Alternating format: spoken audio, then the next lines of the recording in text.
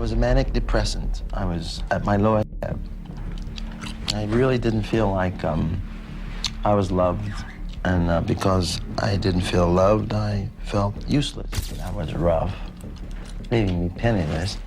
And then I was really having quite a political upheaval with Motown at the time, and we weren't getting on at all. Well, I guess he knew how to get to me because he wanted, which he always said, he wanted to control me, and if he couldn't control me, then he didn't want me around. I was so disappointed. They say, well, you're going to be signed to Motown, and I'm saying, like, Motown? I want to be on Tamla, not Motown. Marvin Gaye tried to warn us, but nobody was ready to hear the truth. Behind the soulful melodies and Motown's glittering success lay a world of exploitation and even death. Soul singer Marvin Gaye, whose career spanned over 25 years, including the birth of the Motown sound to the 80s, was shot to death yesterday in Los Angeles. Why did Marvin risk everything to speak out? Was it because he saw how Motown's biggest stars, from Tammi Terrell to the Jackson 5, were being pushed to their breaking point? I think my father means well. I think he means well and wants nothing but the best for his kids. I just think that the way he went about certain things wasn't the best way. And what about the Supremes? The perfect girl group image hid a bitter truth: control, betrayal, and relentless pressure from Motown's top brass. Well, I guess he knew how to get to me because he wanted, which he always said, he wanted to control me, and if he couldn't control me, then he didn't want me around. Marvin knew too much. He sang about love and peace, but the stories behind the scenes were far darker than his music ever let on. Yeah, he fell out with me because I wouldn't loan him some money to buy some drugs. So, what was Motown hiding? Why did its biggest stars suffer so tragically? And how far did Berry Gordy go to protect the empire? Motown's artists often appeared larger than life, but their reality was far from glamorous. Take Marvin Gaye himself, whose iconic music spoke volumes about societal issues, yet his personal life was plagued by trauma. Marvin not only embodied the classic Motown sound, but also pushed it into uncharted territories.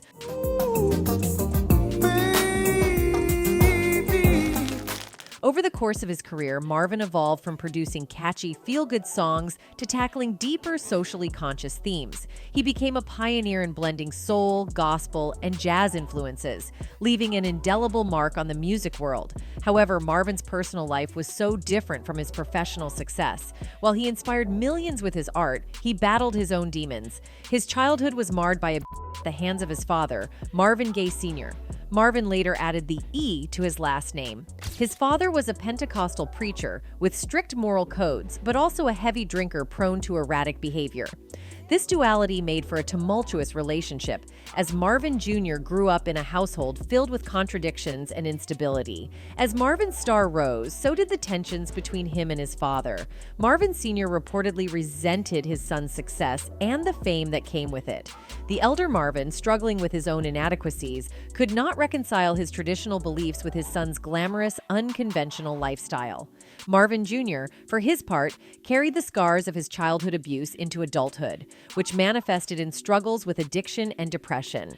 Yeah, he fell out with me because I wouldn't loan him some money to buy some drugs. By the early 1980s, Marvin's career had taken a downturn, and he faced financial trouble and personal turmoil. After spending time overseas, he returned to the U.S. and moved back in with his parents in Los Angeles. What should have been a temporary refuge turned into a powder keg of unresolved conflict. On April 1st, 1984, a heated argument erupted between Marvin and his father. The details are harrowing. The fight began when Marvin intervened in a disagreement between his parents. Tensions escalated until Marvin Sr., using a gun that Marvin Jr. had given him as a gift, shot his son twice. Marvin was pronounced dead just one day shy of his 45th birthday. Marvin Gaye, whose career spanned over 25 years, including the birth of the Motown sound to the 80s, was shot to death yesterday in Los Angeles. In the aftermath, Marvin Sr. was arrested and later revealed to have a brain tumor, which may have influenced his actions. Ultimately, he pleaded no contest to voluntary manslaughter and received a 6-year suspended sentence. The tragedy left fans around the world mourning the loss of a musical genius whose life was cut short far too soon.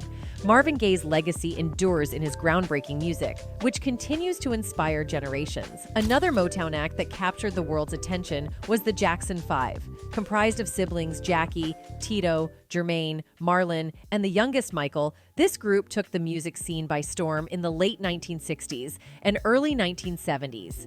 With hits like I Want You Back and ABC, they were the definition of pop perfection.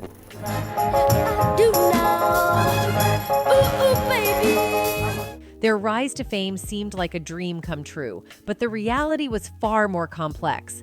At the center of their story was their father, Joseph Jackson, a man whose strict discipline and relentless drive propelled his children to superstardom. However, Joseph's methods were far from gentle. According to multiple accounts, he ruled with an iron fist, enforcing grueling rehearsal schedules and punishing mistakes harshly.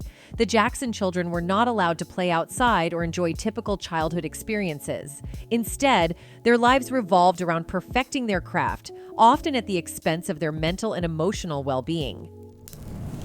Michael was raised properly. He didn't run the streets like most of those other kids that was in his neighborhood. Michael Jackson, who would go on to become the king of pop, bore the brunt of this pressure. As the youngest and most gifted member of the group, Michael was thrust into the spotlight at an early age. While his talent dazzled audiences behind closed doors, he struggled with feelings of inadequacy and isolation. Joseph's verbal abuse, including cruel comments about Michael's appearance, left lasting scars. The nickname Big Nose, which Joseph frequently used to taunt Michael, fueled a deep insecurity that would haunt him for the rest of his life. Janet Jackson, the youngest sibling, later revealed that even she and her siblings were intimidated by Joseph's presence, with Michael's fear manifesting in episodes of vomiting whenever their father entered the room. I think my father means well.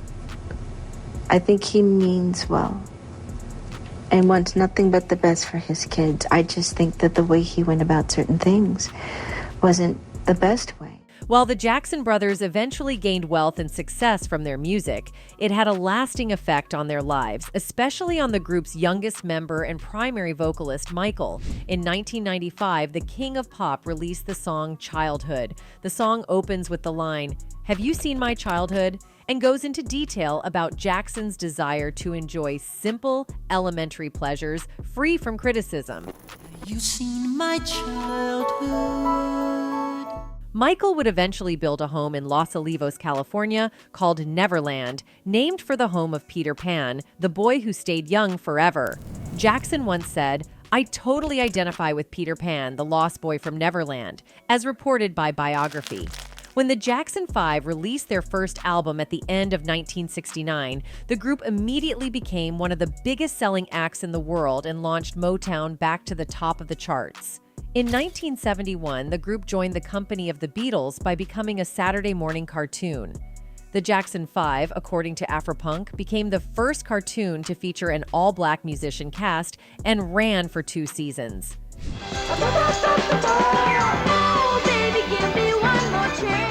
However, there were reports that after 1971, the group saw a steady decline from their early supernova success.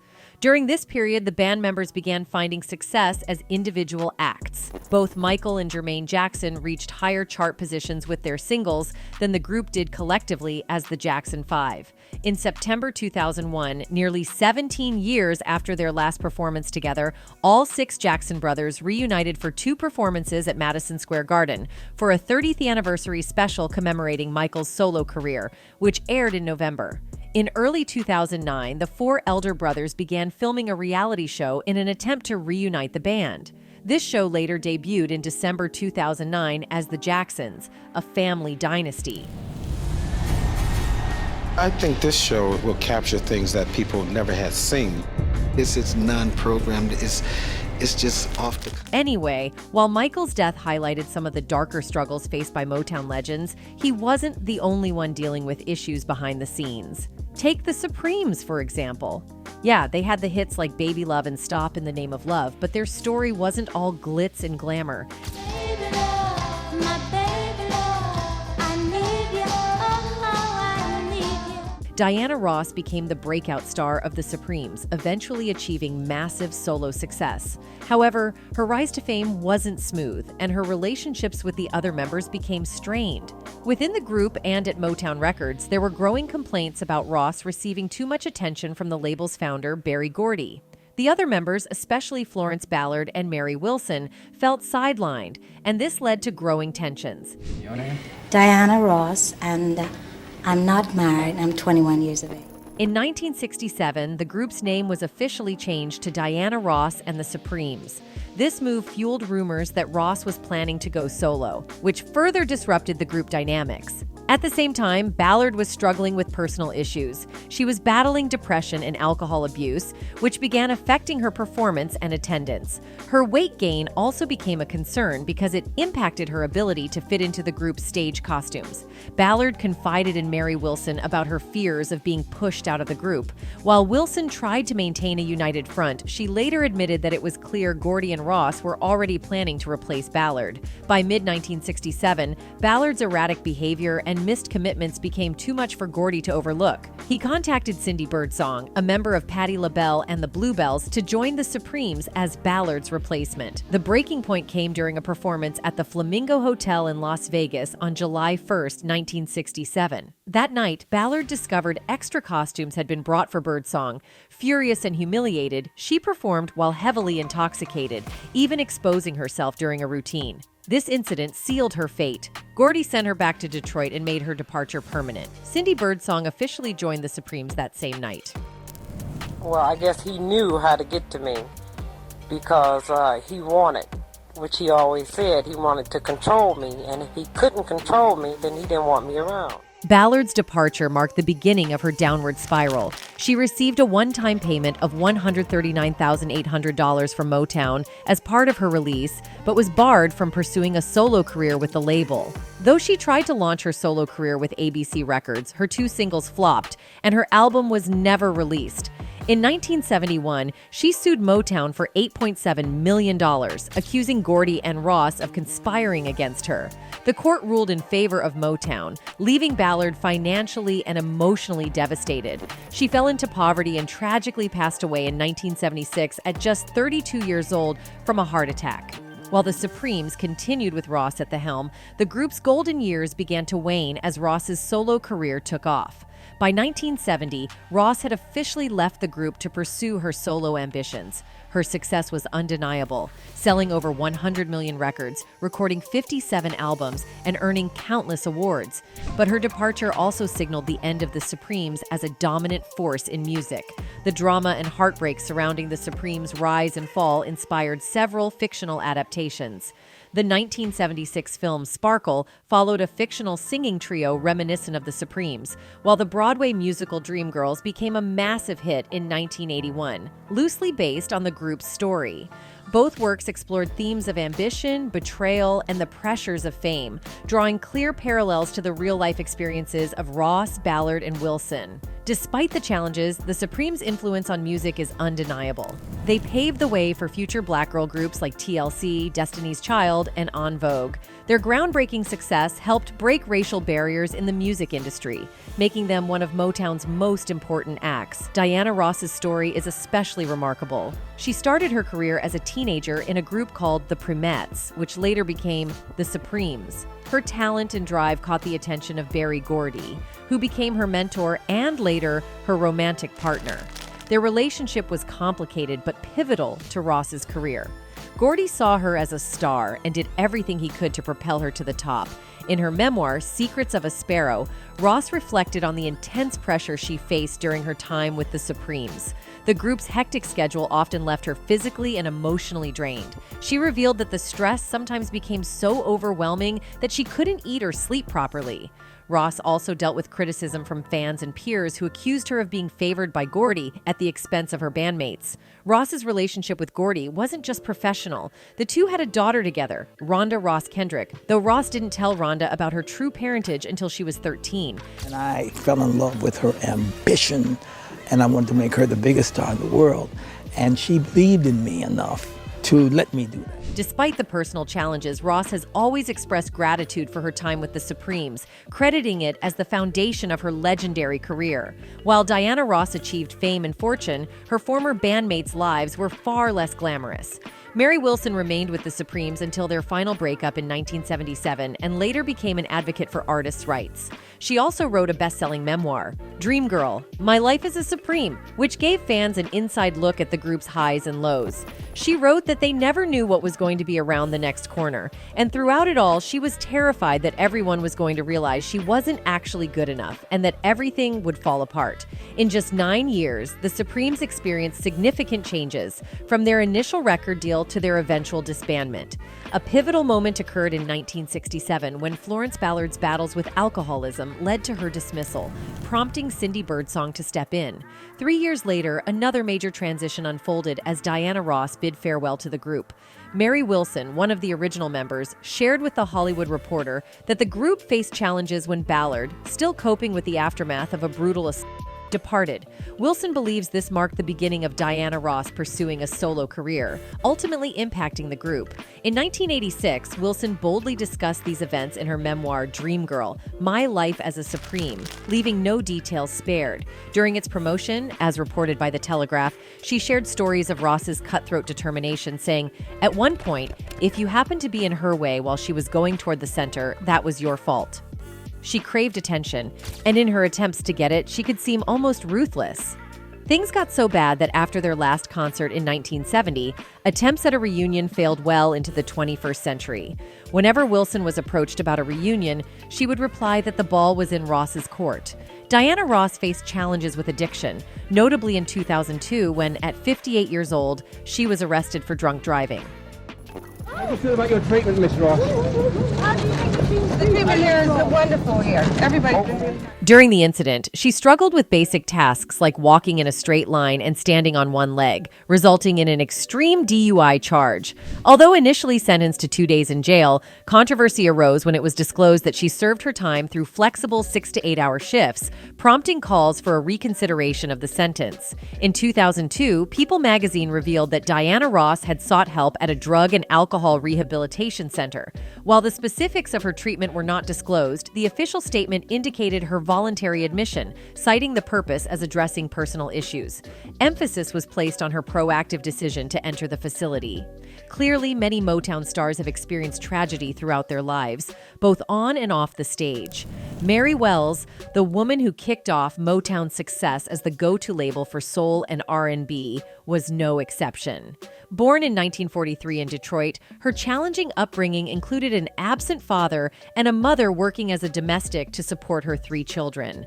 Wells overcame early adversity when, at the age of 3, she experienced temporary paralysis due to spinal meningitis, requiring her to learn to walk again. From her early days singing in church as a young girl to participating in contests and clubs at the age of 10, her musical journey took a significant turn at 16. That was when she crossed paths with an assistant to Berry Gordy Jr. of Motown Records. This encounter led to Motown signing her. She not only presented a song she had written for Jackie Wilson, but also recorded Bye Bye Baby herself. No, you took my heart and you broke it apart. Teaming up with Smokey Robinson proved to be a winning collaboration, yielding a series of hits, with the pinnacle being the 1964 chart topper, My Guy. Her velvety, confident delivery, complemented by Robinson's subtle pop-infused arrangement, contributed to the song's success. While her career took off, Wells dealt with significant personal challenges. According to People, Wells married her first husband, backup singer Herman Griffin, at just 17. She divorced him 2 years later after he made her undergo 2 abortions because of her career. In 1964, encouraged by her ex-husband, Wells sued Motown, becoming the first of its artists to do so. She explained, "I had made a lot of money for the company, and I had nothing to show for it." I was so disappointed. They say, well, you're going to be signed to Motown. And I'm saying, like, Motown? I want to be on Tamla, not Motown. Apparently, she signed a large contract with 20th Century Fox that had promised her movie roles as well as records, but neither came to fruition.